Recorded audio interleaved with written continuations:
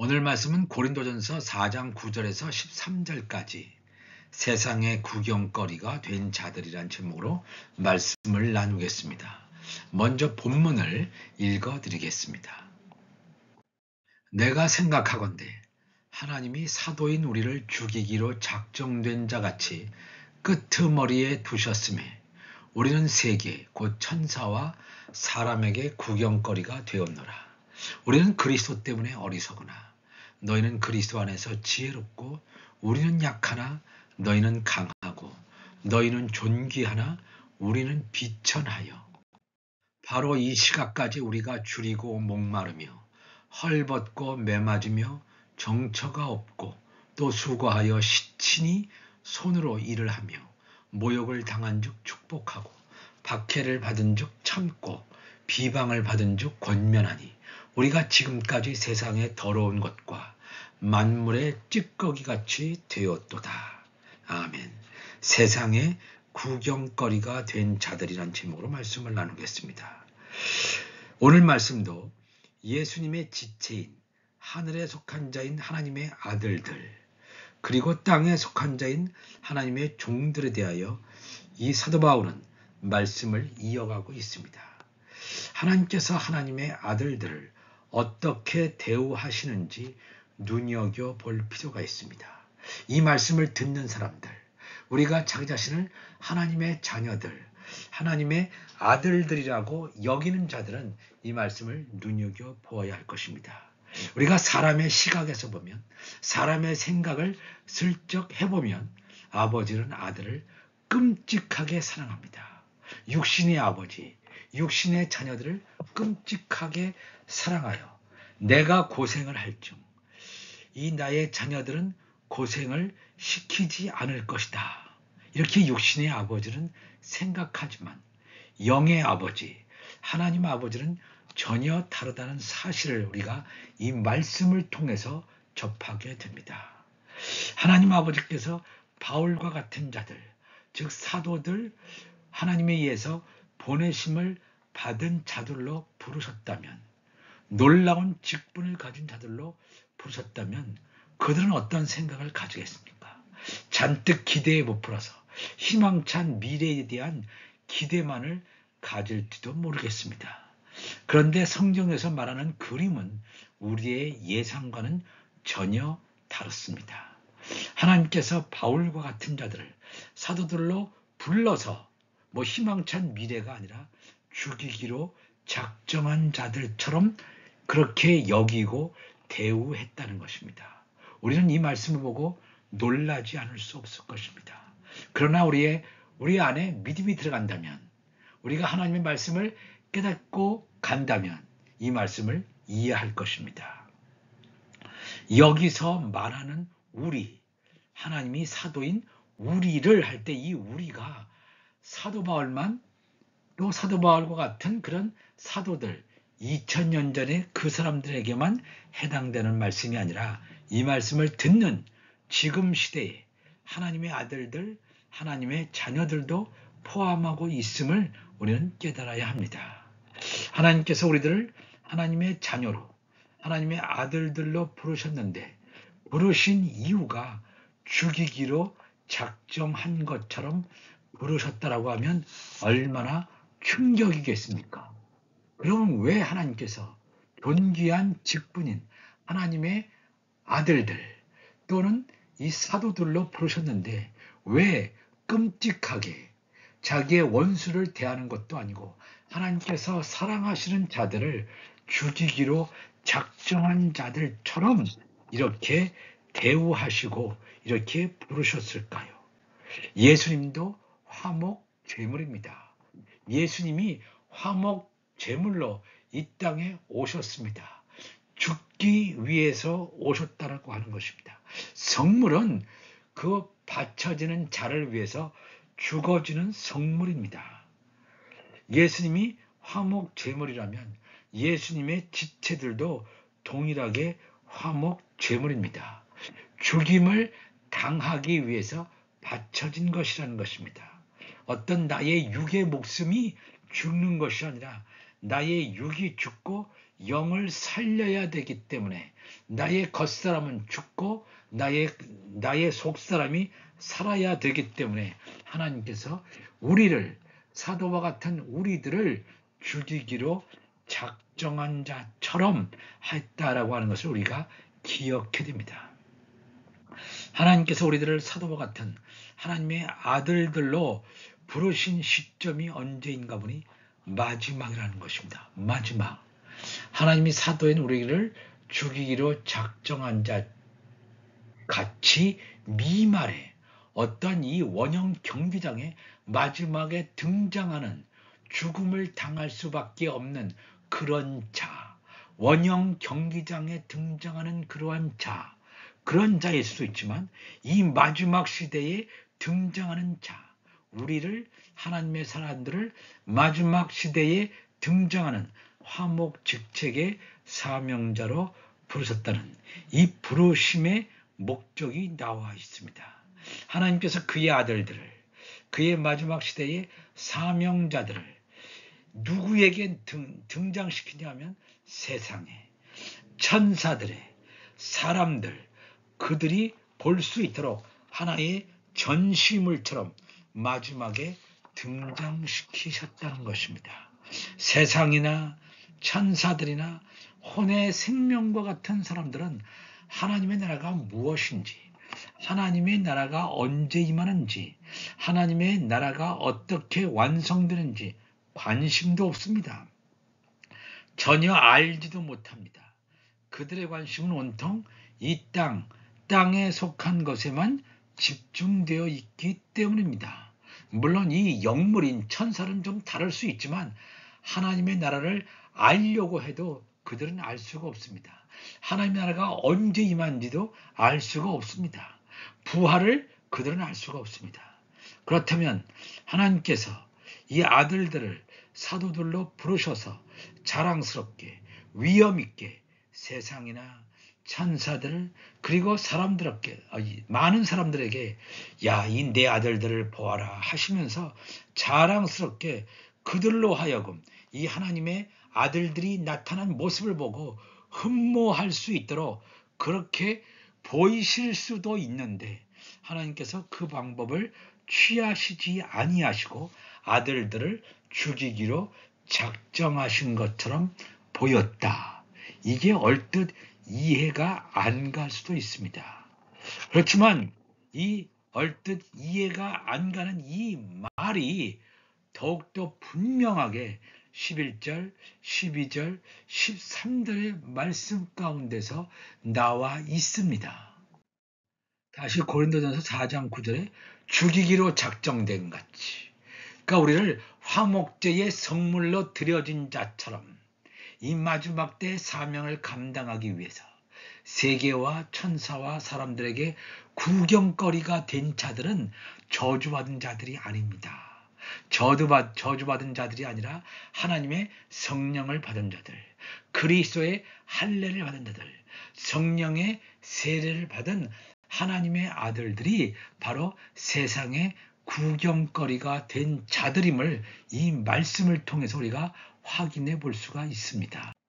고린도전서 4장 11절에서 13절까지 보면 그들이 어느 정도까지 죽이기로 작정된 자 같이 이렇게 하나님께서 그들을 대우하셨냐면 바로 이 시각까지 우리가 줄이고 목마르며 헐벗고 매맞으며 정처가 없고, 사도 바울의 바로 이 고백이죠. 바울은 1차, 2차, 3차 전도인 로마의 전도 여행을 통해서 줄이기도 많이 줄였습니다. 목도 말랐습니다. 헐벗고 매도 맞았습니다. 돌에도 맞았습니다. 죽기까지 했습니다. 정처도 없고 수고하여 친히 손으로 이 천막을 깁는 일을 하면서 그는 주의 일을 했습니다. 모욕을 당했습니다. 너는 거짓 사도다. 거짓 예수님의 제자다. 예수님을 직접 보지도 못하고 스스로 자칭 사도라고 하면서 그런 모욕을 당한 즉 축복하고, 박해를 받은 즉 참고 견디고 인내하며, 비방을 받은 즉 권면하니 우리가 지금까지 세상에 더러운 것과 만물의 찌꺼기 같이 되었더라고. 바울은 자기 자신의 경험을 이렇게 소상하게 이렇게 열거하고 있습니다. 그럼 바울만 이렇게 세상의 구경거리, 조롱거리가 되었습니까? 그렇지 않습니다. 우리가 한 사람 다윗을 봐도 하나님께서 이 다윗을 사무엘을 통해서 기름 부었습니다. 사무엘을 통해서 네가 이제부터는 이스라엘의 왕이다. 그렇게 기름을 부었지만 바로 당장 이스라엘의 왕이 됐습니까? 아닙니다. 사울의 쫓김을 받았습니다. 사울의 살해의 위협을 받았고 엄청나게 어려움과 고난을 겪었습니다. 다윗이 틀림없이 하나님에 의해서 기름 부은 받은 왕이었지만 블레셋, 그 이스라엘의 적인 블레셋 땅에 피해서 또 거기서 제정신으로 있은 것이 아니라 자기 자신이 미친 척 흉내를 내면서 인간의 연약한 목숨을 연명하고 살았을 정도로 굉장히 수모와 치욕과 모욕을 겪었습니다. 하나님께서 다윗을 향해서 내가 너를 기름 부었다. 하나님의 자녀로 했으면 하나님께서 보호해 주셔야 되는데 완전히 자기 자신을 이 인간의 쓰레기처럼 이 적을 바로 이 이스라엘의 적 앞에서 굽신거리는 이런 다윗의 모습, 하나님께서 그러한 지경까지 낮추시고 가게 하는 것을 보게 됩니다. 믿음의 훈련, 믿음의 연단을 시키십니다. 죽기 직전까지, 죽기까지는 허락하지 아니하시고 죽기까지 사도로 부름을 받은 자는 생명의 나무의 연합을 이루는 바로 그런 12가지, 바로 그런 12가지이기 때문에 예수님께서 겪었던 그 죽음의 훈련, 죽음의 인내의 훈련을 바로 예수님처럼 다윗도, 바울도, 하나님의 아들들도 이렇게 겪는 것을 우리가 보게 됩니다. 로마서 8장 16절을 보니까 성령의 친히 우리의 영과 더불어 우리가 하나님의 자녀인 것을 증언하시나니 그랬습니다. 성령이 우리 안에 있는 영과 더불어 교통함으로 말미암아 네가 진짜 하나님의 자녀인 것을 성령이 증언하시나니. 자녀이면 어떤 자냐? 상속자, 후사죠. 하나님의 나라, 하나님의 나라를 기업으로 받을 자, 그리스도와 함께한 상속자니 우리가 그와 함께 영광을 받기 위하여 고난도 함께 받아야 할 것이라 그랬습니다. 왜 이 사도 바울이 죽이기로 작정한 자 같이 고난을 겪습니까? 바울이 도처에 얘기하죠. 하나님의 영광을 받기 위하여 예수께서 누리는 바로 이 우편 보좌에 앉기 위하여 고난, 십자가의 고난, 육이 완전히 죽어지고 육신의 허물이 완전히 벗겨지는 이 고난이 함께 겪어져야지만 예수 그리스도와 함께한 영광을 받는다고 하는 것을 이 성경은 우리에게 증거해 주고 있습니다.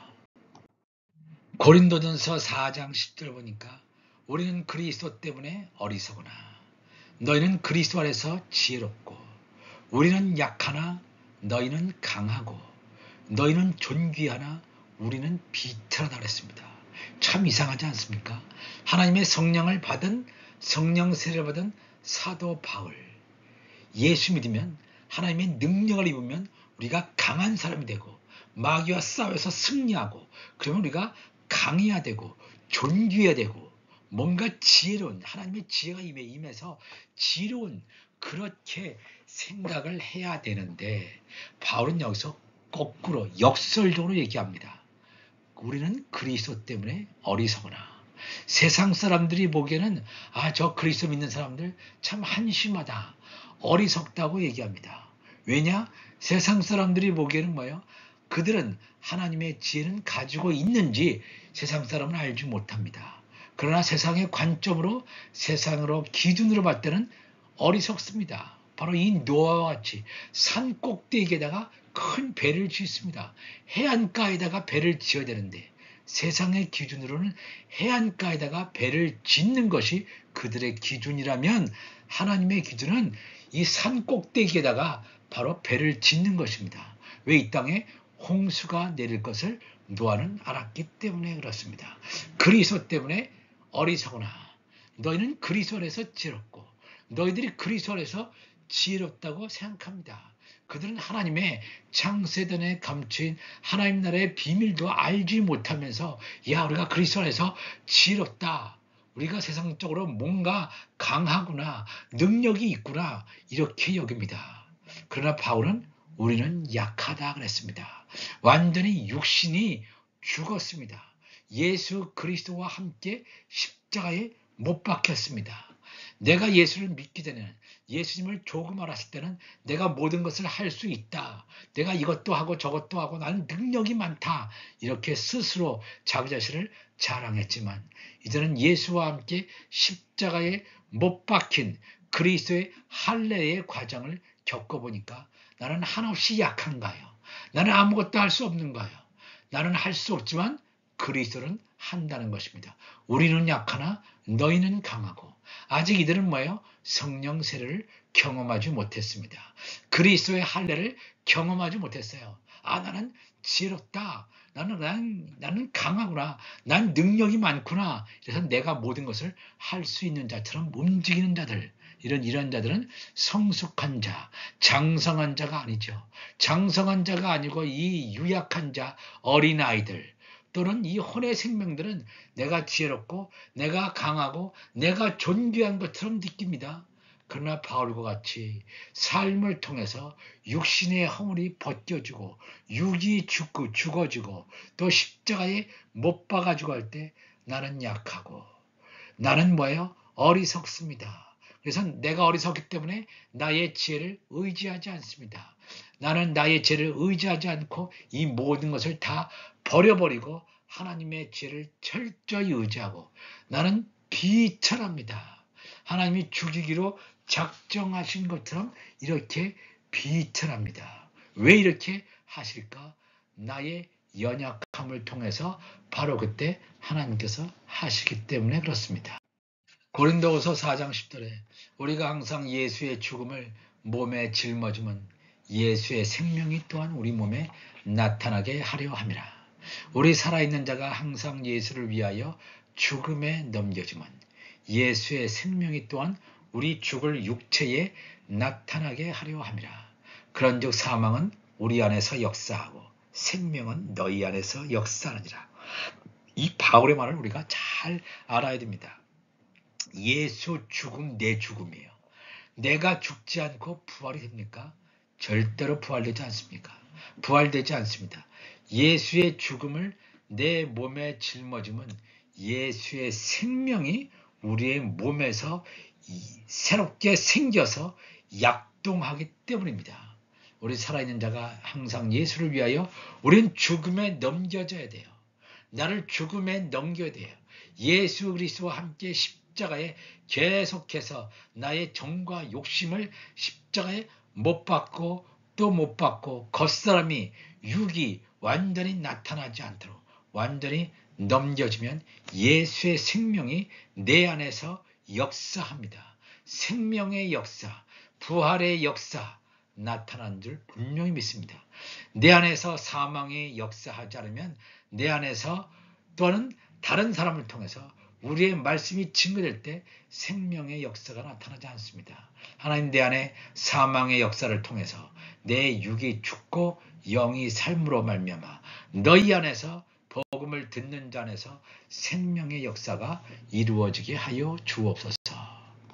고린도후서 12장 9절에 나에게 이르기를 내 은혜가 내게 족하도다.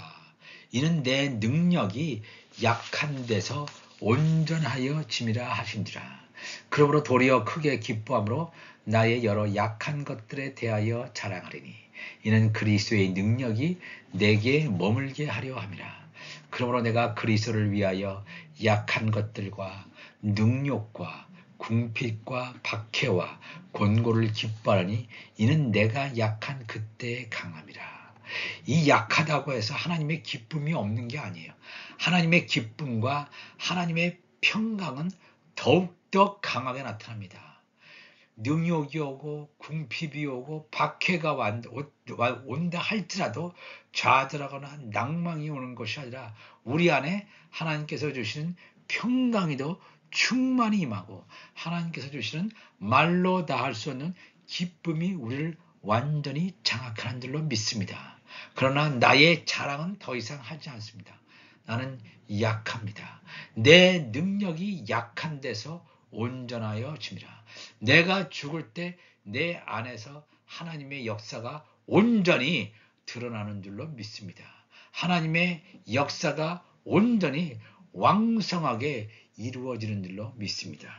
오늘도 우리가 이 말씀을 통해서 오늘 고린도전서 4장 9절부터 13절까지의 말씀을 통해서 세상의 구경거리가 된 자들은 세상의 저주받은 자들이 아니라 창세전에 이 화목제물로 선택한 나팔절의 성물들, 하나님의 아들들, 예수 그리스도의 지체들, 예수 그리스도의 존귀한 신부들, 이 땅에서 이 성찬식을 함으로 말미암아 예수 그리스도와 종원 예식을 한 자들, 생명나무의 12가지의 이 열매로 맺혀지는 하나님의 자녀들의 그 열매가 바로 세상의 구경거리가 된 자들입니다. 세상의 구경거리가 된 자들이 세상을 자랑하는 자들, 땅에 속한 자들을 온전히 생명나무의